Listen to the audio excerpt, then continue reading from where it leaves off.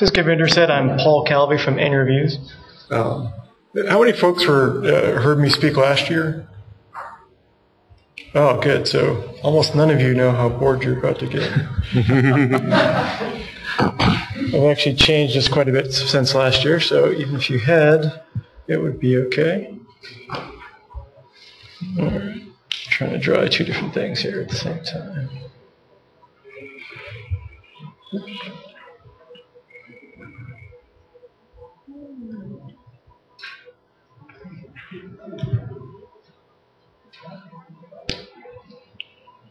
Okay, so N Reviews has been looking at mobile now for about 3 years. When we started 3 years ago trying to figure out what to do, we decided to sort of break things out into 4 key areas. So we decided to look at actually talk with our users, our readership, see what they were using, what they wanted to use, what they liked, what they didn't like, how they thought they were going to use the new mobile technologies that were coming out. Then we decided to tackle sort of 3 key areas. Our mobile website, the new EPUB and e-reader formats, and of course mobile apps themselves. So the first part of that was talking to the users. So we started doing a series of focus groups. And in this case, it's not a scientific or formal focus group. It's more of a meeting of our users. We talked to about 76 folks, mostly at the early career stage and on the younger side, across all the different disciplines, so biomedical, physical, social, also medical students. Our most recent focus group was about 2 months ago, so we've kept these things up fairly consistently to see the changes that have happened. We also put actual devices in their hands, actually watched them use applications, had them go to websites, so we got to see their feedback in real time as they actually dealt with some of the issues that come up with these things, as well as just hear what their opinion was on stuff. I got quite a few bullet points here that I'm not going to. Oh, that's interesting. Govinder has my old slides. Not going to dig through these one by one. Just going to highlight some of the key points. So probably the most non-obvious, or the most obvious thing was they don't want print anymore. As far as they're concerned, print is dead. In fact, we had a few postdoc students tell us that they hadn't been to the library since they were undergrads. So they really are looking at everything they want to be online, and increasingly they want it to be mobile. Just a few years ago, most of them did not have a cell phone or did not have a smartphone. Now they all have one, and we're starting to see the same thing with tablets. Most recently, the most recent focus group we had, a very small percentage had a tablet yet. Which surprised us. But most of them wanted one. And I'll get into a few things related around that.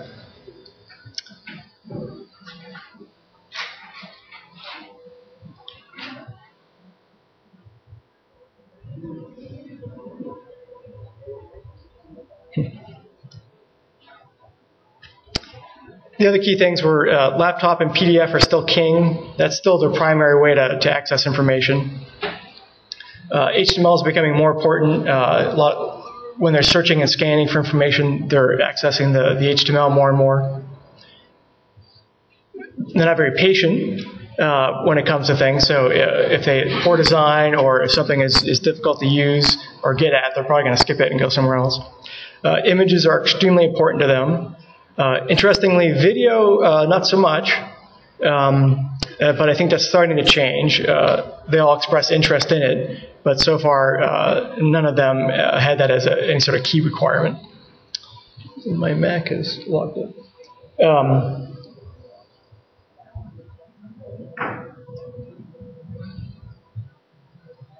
Actually, should back up one slide here.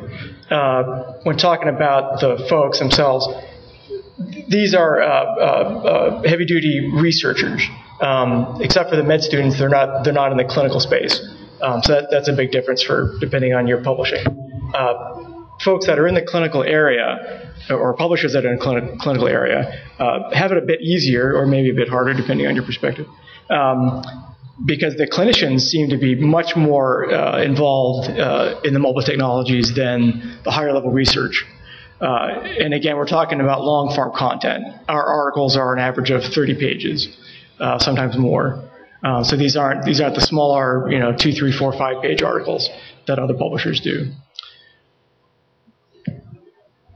So our mobile website was the first project we did. The problem our website had was it did not work well when the mobile revolution came about, and the iPhone especially.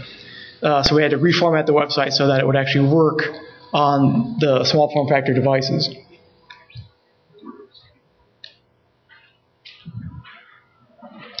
It also has limited offline capability. If someone marks an article for offline use, it will save it locally to the device so that it works when they're not connected anymore. Probably the big advantage to the mobile website is it allows what we call pairing with an institutional subscription. So if you have your mobile device on a network that has an institutional subscription, that device gets paired, and when you leave that realm, you still have access to the content. And that avoids the user having to figure out how to do a VPN connection via the phone or their tablet device, and that makes things a lot easier on them.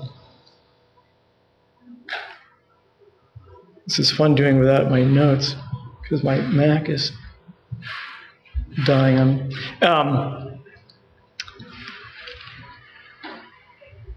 Lessons learned with a mobile website. The website works fine. It's a cross-platform.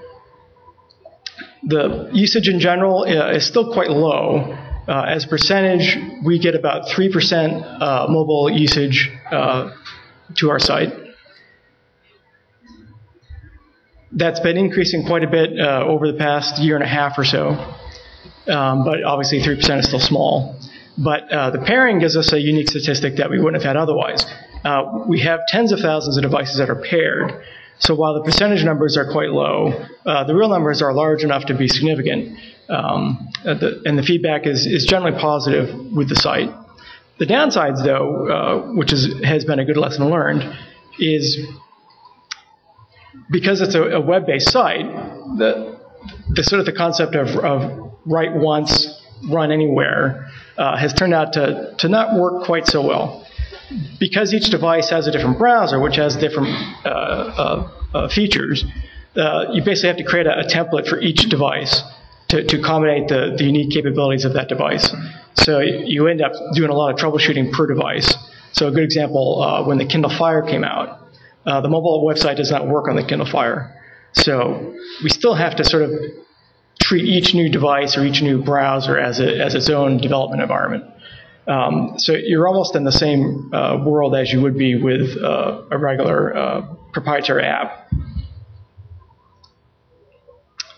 So EPUB and e-readers. When the EPUB, or when Apple came out with the iPad and had the iBooks EPUB reader, I really thought EPUB was going to take off. It's a lot more flexible format with small form factor or different form factors with the different devices that were coming out. It seemed to be a lot better than PDF. Unfortunately, from the focus groups, the users had no recognition of EPUB whatsoever. They didn't know what it was. If you gave it to them, they didn't know what to do with it. When you got a bit more generic and said, Kindle Store or the Kindle Reader, they had a bit more recognition. But in most cases, that wasn't important to them. And some of it, I think, has to do more with the journal content than it does maybe with the technology or the devices. Because this is long-form content, going through an article on an e-ink device is not particularly fun. And then Apple doesn't have the traction yet with the iBooks app. Excuse me. To make that a more attractive option. But we still thought it was worth investigating the different stores, because obviously someone's using these things. And we also wanted to see what the advantages and disadvantages were with the different formats. So we tried the 3 different main stores. First, we started with the Apple Ibookstore. And for those who may not know this, the Apple iBookstore is ISBN only. So there's no articles, there's no non-published content. You must have a formally published product. And then you get to the Apple process of getting your content into the store. I'm not going to go into that now. If anyone wants to ask me about it or talk to me later, I'm happy to fill you in on that. But we did manage to get 6 full volumes of content in the store, which for us a volume is roughly 300 pages. The experiment was basically a bust. We had a few sales, but not enough to be worth the effort of having been there in the first place.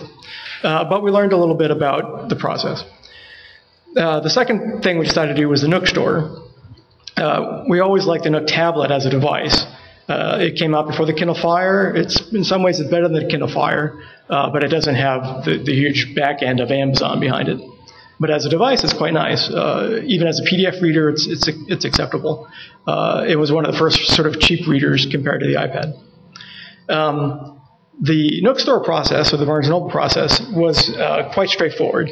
We took our regular EPUB content, loaded up with very little problems, and we had roughly 100 articles plus the full volumes in the Nook Store. Sales were okay. Again, probably not enough to warrant the work involved. But we got some sales. The process was much easier than the Apple process. So the third one was the Kindle Store, or Amazon. We'd actually been in there now for about 2 years. We did some really early experiments. We have a type of article called a prefatory, which is sort of an autobiography. So those are a lot more approachable to our general audience than the more hardcore science reviews that we do. So we loaded those up thinking, we might get some interest with those. Those, they sell a few here, a few there, but again, nothing exciting. But when we started this process with the other stores, we thought, well, to keep things fair, we should do the same content. And that proved a bit more interesting than the others. The sales have been good enough that we're about to do another experiment, loading in another 6 full volumes of content. Depending how that experiment does, will determine if we continue to deal with the Kindle Store or not. We don't think it's appropriate for all of our content. It's definitely on the lighter side. So, for example, nuclear and particle physics is probably never going to be in the Kindle Store. But our sociology, our psychology, medicine, and other titles like that seem appropriate and are getting some traction. So it's the same thing as you think of your own content. It's not that everything should be there, but maybe certain things should be there. We also assume, from a business perspective, that it's a different audience. Our core audience of the high-level researcher already has access to the content for free via their institution, and that's how they want to get it. That's how they expect to get it. So the folks accessing our content from these stores are probably a different market. It's probably corporate or pharmaceutical or just your average educated reader who's interested in the content. Okay, so now we come to the apps. And I'm going to do the thing that they always tell you not to do, which is a live demo. But before I get to that, so when we looked at apps, we sort of broke them down into two broad categories just for our own purposes. And it might be worth you guys thinking about the same thing. So first of all, we have the reader apps. In this case, it's an app that is primarily dedicated to displaying your content so that someone can read it. You may have other features wrapped around it. You may add to it, but the primary focus is simply to read it. The second category is what we call feature apps. Those are apps that your content may be there. It may highlight your content. It may point to it. But the idea is to do something a little extra than you would get simply from sort of regurgitating the article. And now I have examples of those too, if we can get these things to work. So give me a first one.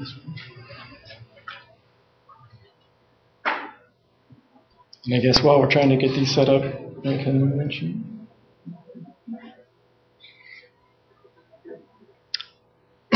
The first app I'm going to show you is what we call Econ Scholar, done by our great friends at DJS. And it's an example of the reader app. The app that you see on the screen is about 90% complete or more. We have probably one more build to come with just some minor tweaks to it. The idea behind the Econ Scholar app, again, it's a reader app. Because all our content is already on the mobile website, it's available via the institution, you can grab the PDFs. There was an immediate question of, well, what is a reader app doing for you?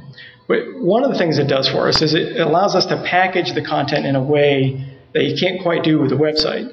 So in our case, we have a new series of books on economics.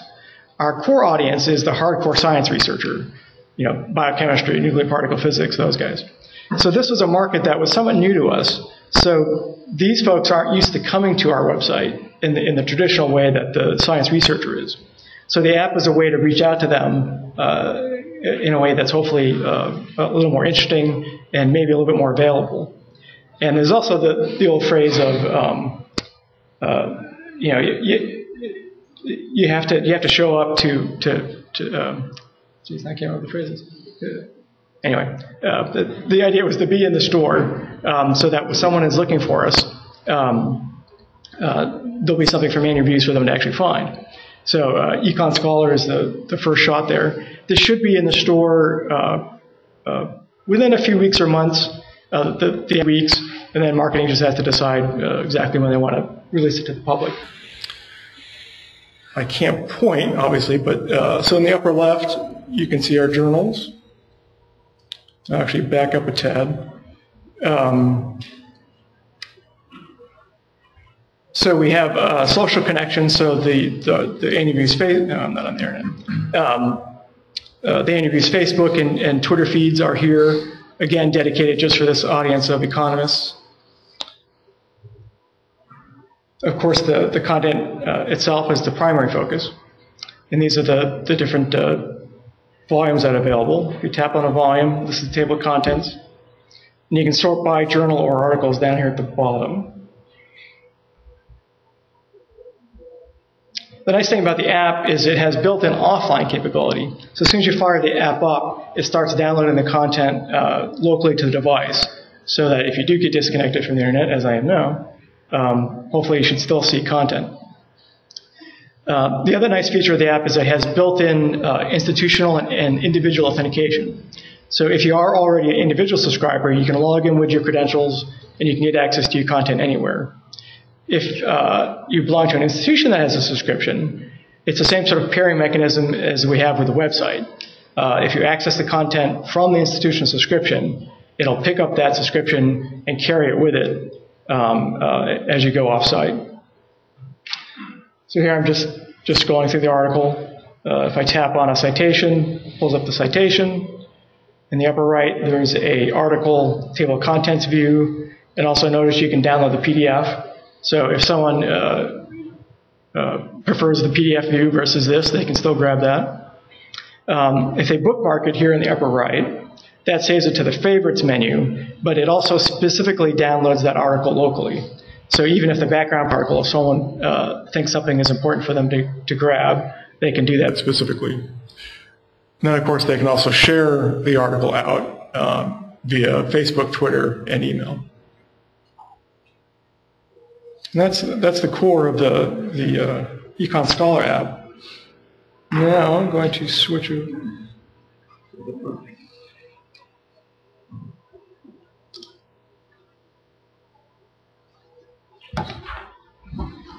So Earth is an example of a feature app. This is Alpha 3 that I was handed 30 minutes ago. So we'll see how this goes. This is roughly 50% complete, give or take. The main features are here. A lot of the content is not loaded up yet. So the idea with the Earth app is we have a number of physical science series, such as Earth and Planetary Science, that cover articles about the physical sciences. We also have other disciplines that will publish material that's related to those things, but of course are not in those particular series. So one of the goals of this app was to bring readers to the broader view of our content, as opposed to perhaps the specific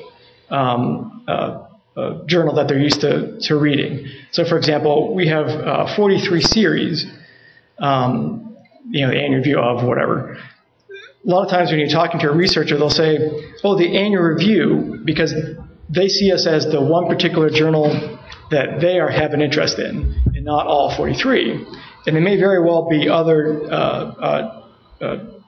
as I say, series and journals, you're going to get confused because we use them synonymously. But for us, a series is a journal.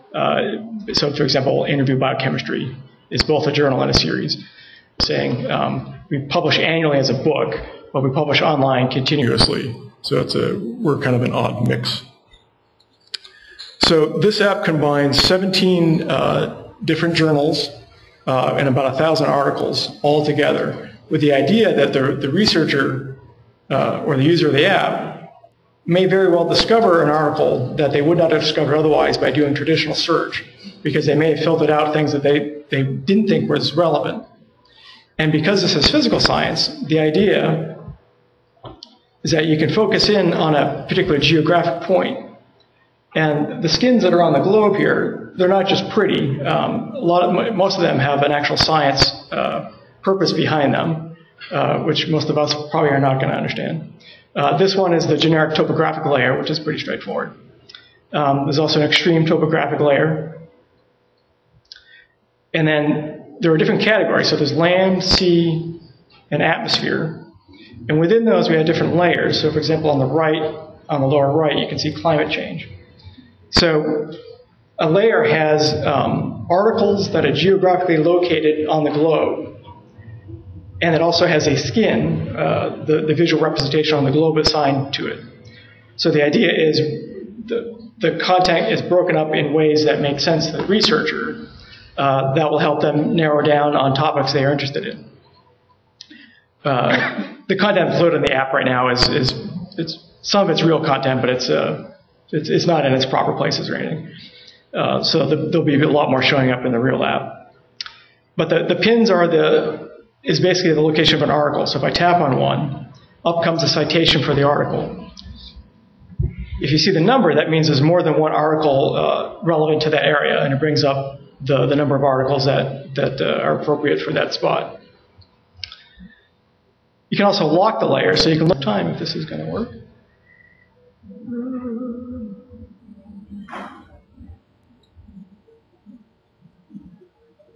Yeah, there we go. So now we're looking at both land and marine combined.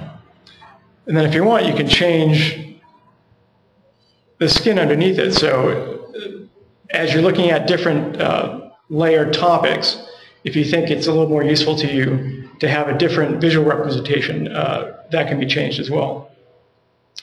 So the main idea behind this is to get people to ultimately get to an article.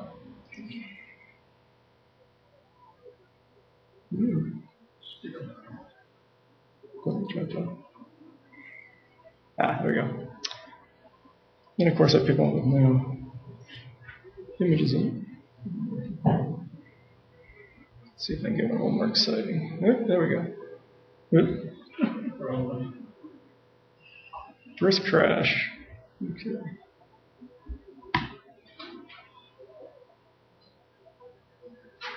All right, there we go. So ultimately, so you're investigating via the globe interface, and then ultimately you're getting to an article.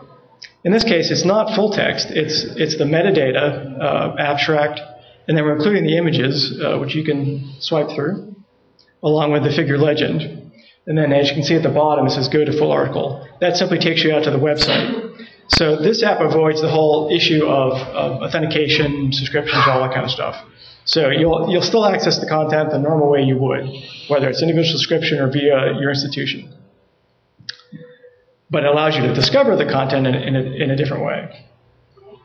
Now, of course, we don't have content just on the Earth alone, so we've also included the solar system. In our case, we don't have quite as much content on any individual planet outside of Earth. So instead of doing, we did a more overall interface of the solar system. So now when you click on one of the bodies, you get a rendering of that, and then on the right, you're only seeing one here, which is a biomedical article. So all the articles related to Jupiter would be here. It's the same sort of thing once you tap on the article. it takes you, that's interesting. Oh, this is the, okay. Yeah, well, still some development issues happening here.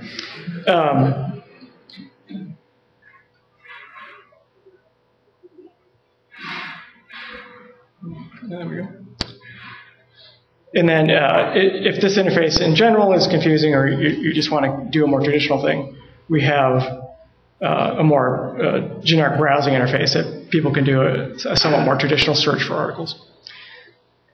The other interesting thing about the application is it was designed to be extensible, which I don't think is probably going to work.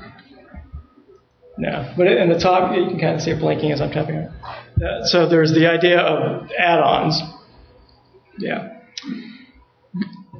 Obviously, the moment this app gets released, it's going to be outdated because as new articles are coming out. In addition, we're hoping through more feedback from our editorial committees, as well as the people who end up using the app, we'll get more requests for different layers, which will need different art done. So we can extend the app by updating it with articles and art via the add-on. From a business model perspective, if this thing is somewhat popular, we also hope we can partner with other publishers to include their content in the app as well, so that it's not just the annual reviews content. It can be a lot of different content, all based around the common topic. And then just real quick, you can also share the articles. And anything you tapped as a favorite would show up as well, so you can get quick access to that. And that was all I had there. So that is Earth. Just as a quick closing, just a sort of a quick list of lessons learned. The main takeaway here is, again, that mobile work in general is still software development. So you have all those same challenges as you would with any sort of piece of software. And that may or may not be tough to integrate with your team, depending on how your team is set up. And as others have mentioned, the beta testing and user testing is still very important.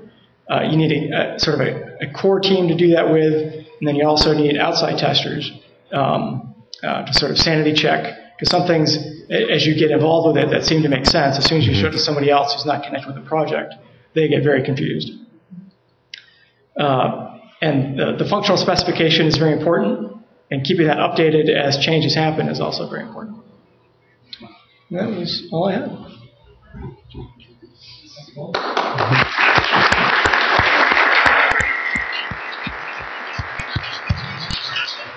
Questions for Paul? Questions for Paul?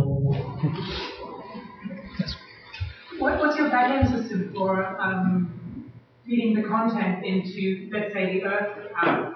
Do you have a sort of a content management system where you have tags for this kind of content that you want to feed into the app, or how does it work? For the Earth app, QE Tech is our developer. We send them our XML, and they run that through a process that converts it. Again, with Earth, it's mostly the metadata, so that's fairly straightforward. The piece is they got to pull out the images and resize those along with the figure captions. The change to our workflow was during the editorial stage now. Articles are being identified for location and being tagged appropriately. And that little data set is sent along with the articles, and Govinder puts them together so they can be located properly within the app.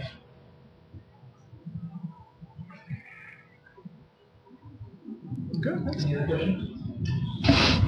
Any other questions? Okay, thanks, Paul, again.